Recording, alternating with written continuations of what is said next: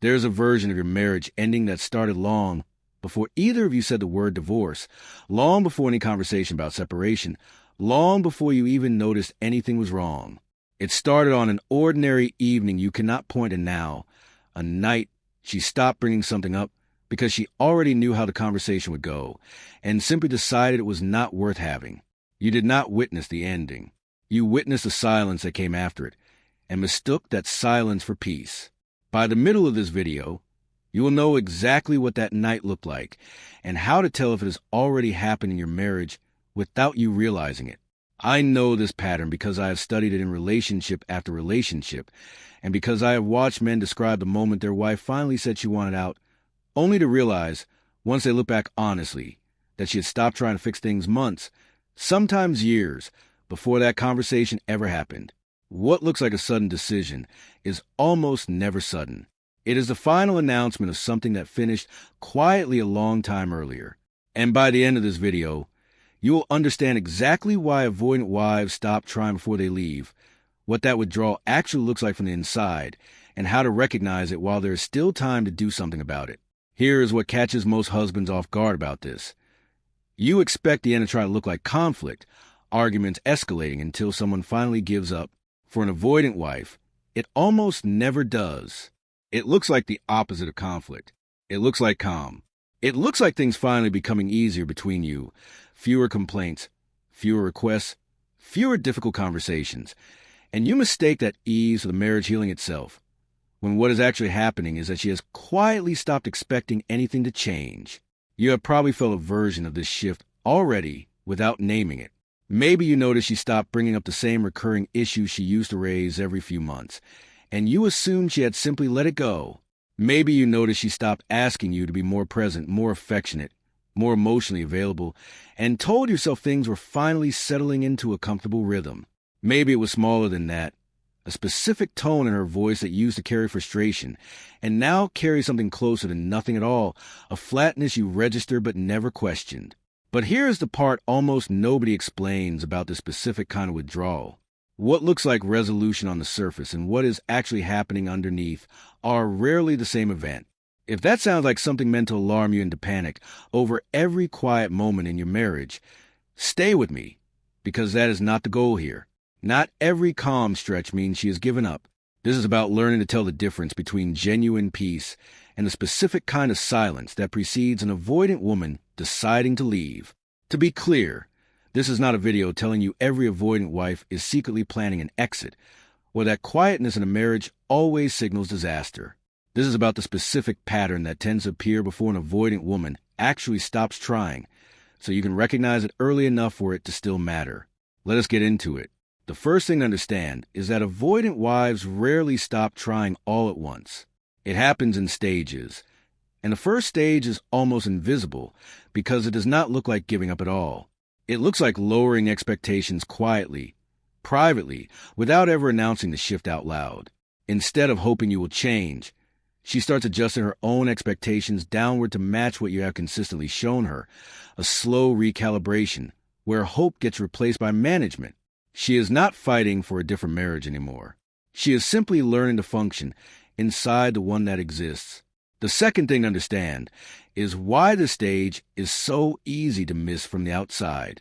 For most of the relationship, her complaints, her requests, her attempts to get closer or be heard function as a kind of ongoing investment, proof that she still believed the marriage could improve. When those attempts stop, most husbands interpret the absence as relief, fewer difficult conversations, less tension at home. What is actually happening is closer to the opposite. The absence of complaint usually means she has stopped believing complaint leads anywhere, not that there is nothing left to complain about. Here is where most husbands misread the stage entirely, in one of two directions. Some assume the quiet means everything is fine, relaxing into new calm without ever asking what caused it, mistaking her exhaustion for contentment. Others notice something is off but respond by giving her even more space, assuming she needs distance to reset, when what she's actually experiencing is the opposite of needing distance. She is experiencing a slow confirmation that closeness with you no longer produces the outcome she used to hope for. Neither response addresses what is actually happening, because both treat the silence as neutral instead of recognizing it as a signal. Because here is what rarely gets said clearly enough. An avoidant wife does not usually leave because the marriage got worse. She leaves once she finishes grieving the version of it she used to hope for, privately, often over a long stretch of time you were never invited into. Picture how this actually plays out in a real marriage. A husband comes home from work on an ordinary Thursday, tired, distracted, half present the way he has been most evenings for the past year. His wife asks how his day was. He answers in 3 words without looking up from his phone, and she does not push for more the way she once would have. She used to follow up, used to ask a second question, used to try to draw him into the conversation, even when he resisted. Tonight she simply nods, starts making dinner, and the kitchen stays quiet for the rest of the evening. He notices nothing unusual about it. From her side, this is a version of the routine that has been repeating for months. And each time it repeats without protest, something in her that used to fight for connection gets a little quieter. She is not deciding to leave that night. She is simply logging one more piece of evidence in an argument with herself that has been building for a long time. The third thing to understand is what typically pushes a stage into the next one, the stage where she stops trying almost entirely. It is rarely one large betrayal. More often, it is a specific moment where she makes one final, honest attempt to be heard, clearly without her usual restraint, and it gets met with the same response every previous attempt received: defensiveness, dismissal, or simply nothing at all. That moment functions as a kind of closing argument. Once it fails the same way everything before it failed, something shifts from active disappointment into a quieter, more permanent kind of acceptance. And acceptance is far more dangerous to a marriage than active conflict ever was, because acceptance does not look like a problem from the outside. There's also a deeper dynamic worth naming here. For an avoidant woman specifically, expressing need already comes with real internal resistance, since vulnerability has never felt fully safe to her system to begin with. Every time she overrides that resistance to voice a need and gets met with inattention, the cost of speaking up increases, while the perceived benefit of staying quiet grows. Eventually, the math simply stops making sense to her nervous system. Silence stops feeling like suppression and starts feeling like the more efficient choice. And once that shift completes, most of what is left is simply waiting for logistics, timing, finances, children, circumstance, to catch up with a decision that was made internally long before it becomes visible externally. This is where the difference between a marriage that recovers and one that quietly ends becomes visible, though it rarely announces itself clearly in the moment.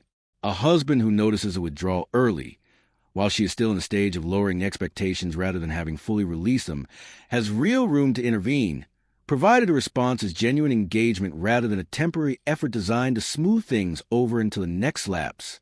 A husband who only notices once the silence is fully settled in is often working with far less room than he realizes, because by that point, what looks like a marriage functioning normally may already be a marriage she has quietly finished grieving. Here is a distinction worth sitting with directly, because it tells you which stage you are actually in.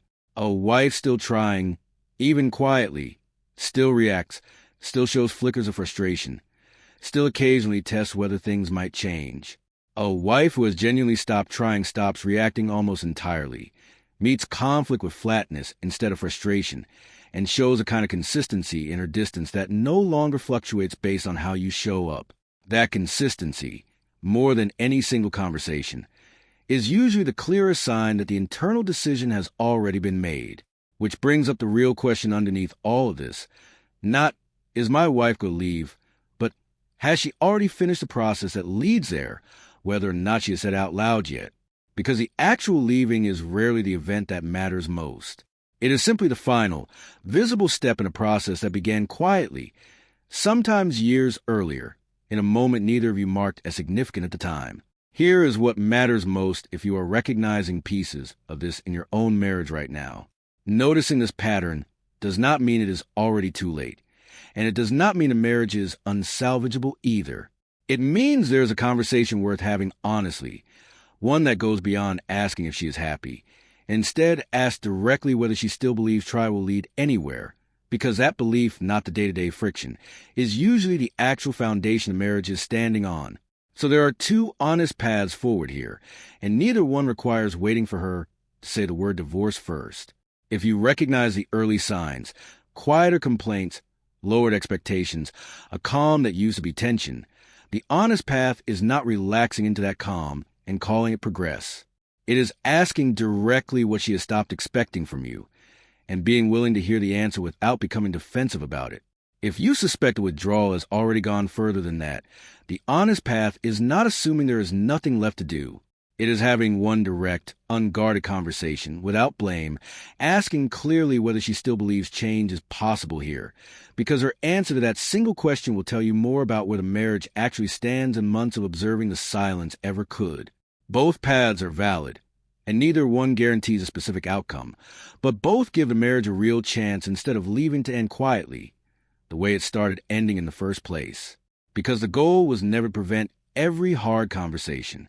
The goal is to make sure the trying does not end silently on your side either, so that whatever happens next reflects an honest effort from both of you, not a marriage that finished long before anyone said so out loud.